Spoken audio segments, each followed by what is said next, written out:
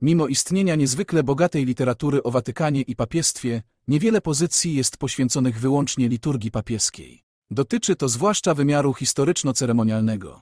Dla niespecjalisty znalezienie odpowiedniej lektury może okazać się problematyczne.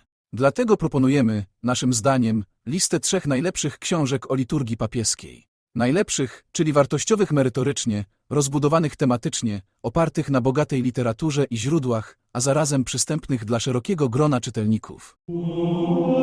Istnieje kilka wartych uwagi dzieł z dawniejszych lat, których autorzy starają się omówić zwyczaje i ceremonie dworu papieskiego w ciągu całego roku liturgicznego. Jednakże to dzieło Kajetana Moroniego jawi się jako najbardziej kompleksowe. Mowa oczywiście o słynnym słowniku erudycji historyczno-kościelnej. Jedno z haseł tego monumentalnego słownika jest poświęcone kaplicom papieskim i było na tyle obszerne i erudycyjne, iż doczekało się osobnego wydania.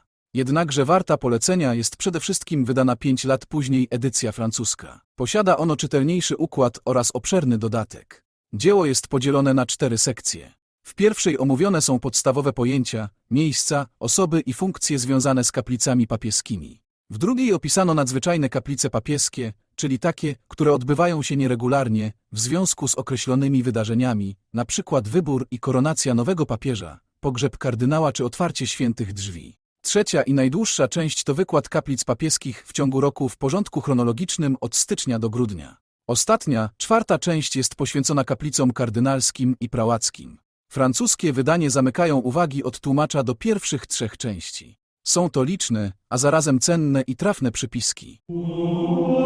Ulrich Nersinger jest znanym na świecie i niezwykle doświadczonym watykanistą, a także autorem jedynej współczesnej pracy o liturgii papieskiej, która obejmowałaby tak szeroką tematykę w tak erudycyjnym wykonaniu. Jest to dwutomowe dzieło zatytułowane Liturgia i ceremonie na dworze papieskim.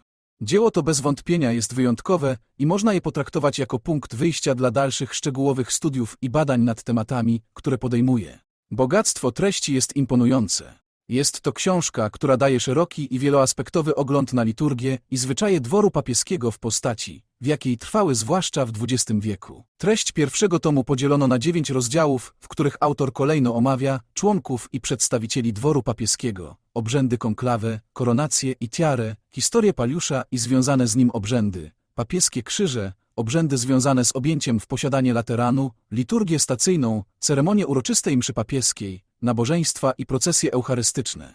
Oprócz tego autor dołącza różnego rodzaju dodatki i ekskursy. Drugi tom jest kontynuacją i dzieli się na 7 rozdziałów, w których autor podejmuje następujące zagadnienia. Obrzędy i ceremonie związane z godnością kardynalską, beatyfikacje i kanonizacje, obrzędy, ryty i zwyczaje związane z wielkimi jubileuszami, papieskie dary i zaszczyty, jak na przykład Złota Róża, audiencje papieskie, ich ceremoniał i przebieg, obrzędy związane ze śmiercią i pogrzebem papieża, w końcu papieskie pojazdy. Nie brakuje wartościowych dodatków. Całość dopełnia indeks rzeczowy dla obydwu tomów. Dla tych, którzy preferują materiały bardziej wizualne, najlepszą pozycją będzie opracowanie Bernarda Bertoda i Pierre'a Blancharda nie na wyrost zatytułowane Nieznany skarb Watykanu. Ceremoniał i liturgia. Jest to bogato ilustrowany słownik najważniejszych pojęć związanych z liturgią papieską, zwłaszcza w jej wymiarze historyczno-ceremonialnym. W parze z jakością strony edytorskiej idzie zawartość merytoryczna oparta na bogatej bibliografii. W związku z pozycją Bertoda, jego kontaktami oraz dostępem, jaki posiada do różnego rodzaju archiwów i kolekcji, obie edycje zawierają unikalne fotografie, włączywszy w to zbiory pochodzące ze skarbca zakrystii apostolskiej i archiwum Urzędu Papieskich Celebracji Liturgicznych. Oba wydania to około 350 stron, tyle samo haseł i 800 ilustracji oraz rzeczowa bibliografia. Uwaga autorów skupia się przede wszystkim na osobach należących do dworu papieskiego i przedmiotach używanych w czasie liturgii papieskich oraz innych wydarzeń związanych z oficjalnym ceremoniałem Stolicy Apostolskiej. W przypadku wielu haseł nakreślony jest kontekst historyczny i praktyczny. Książka ta jest skarbnicą wiedzy. W tego typu zestawieniu nie sposób nie wspomnieć o pierwszorzędnej pracy Agostino Paraviciniego Balianiego zatytułowanej Ciało papieża i wydanej w kilku językach. Autor dogłębnie wyjaśnia wiele kwestii dotyczących osoby i urzędu papieża, zwłaszcza w kontekście rytów i ceremonii dotyczących jego ciała, zarówno w znaczeniu dosłownym, jak i symbolicznym. Ciało papieża jest pracą historyczną, co oznacza, że nie zawiera tylko opisów konkretnych obrzędów i zwyczajów, ale również ich wyjaśnienie, ze szczególnym uwzględnieniem źródeł i motywów ich powstania.